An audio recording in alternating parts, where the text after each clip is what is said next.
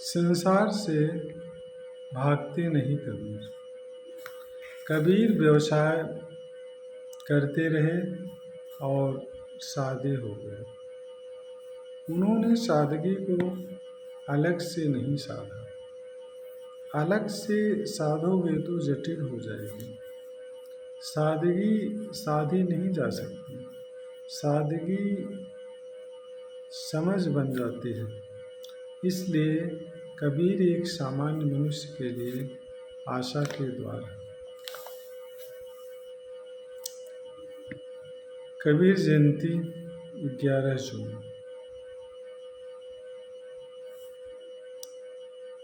कबीर अनूठे हैं। उनके द्वारा प्रत्येक के लिए आशा का द्वार खुलता है, क्योंकि कबीर से ज़्यादा साधारण आदमी खोजना कठिन है। और अगर कबीर पहुंच सकते हैं तो सभी पहुंच सकते हैं। कबीर निपट गंवार हैं, इसलिए गंवार के लिए भी आशा है। ये पढ़े लिखे हैं, इसलिए पढ़े लिखे होने से सत्य का कोई भी संबंध नहीं है। जात पात का कुछ ठिकाना नहीं। कबीर की शायद मुसलमान के घर पैदा हुए, हिंदू के घर बड़े हुए, इसलिए जात पात से परमात्मा का कुछ लेना देना नहीं। बिना छोड़े सब कुछ पा लिया। कबीर जीवन भर गृहस्थ रहे, जुलाहे बुनते रहे, कपड़े और बेचते रहे। घर छोड़ हिमालय नहीं गए, इसलिए घर पर ही परमात्मा आ सकता है।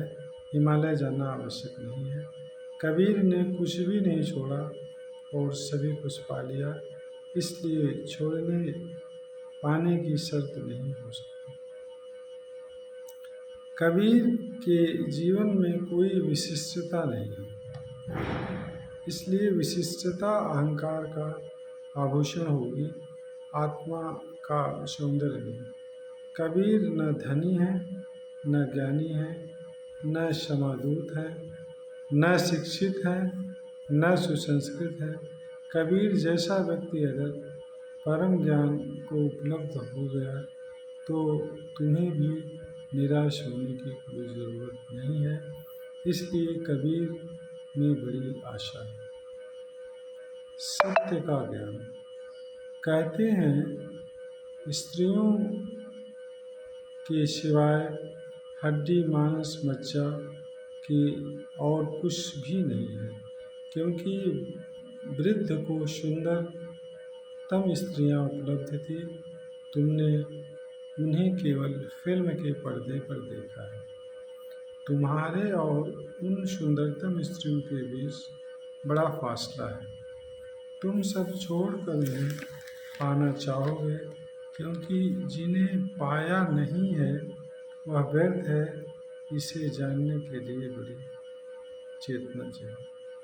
सब कुछ मर्जी पर छोड़ दिया।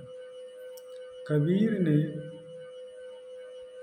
कहा, जब परमात्मा इतना बड़ा ताना बाना बुनता है संसार का और लज्जित नहीं होता है, तो मैं कबीर छोटा सा ही काम करता हूँ, क्यों लज्जित हूँ। झीनी झीनी बीनी रे चदरिया। कबीर कहते हैं, झीनी झीनी बीनी रे चदरिया। कहते हैं कि बड़ी लगन से और बड़े प्रेम से बीनी है। जब जाते बाजार में तो ग्राहक से कहते कि राम तुम्हारे लिए ही चुनी है और बहुत संभाल के चुनी है।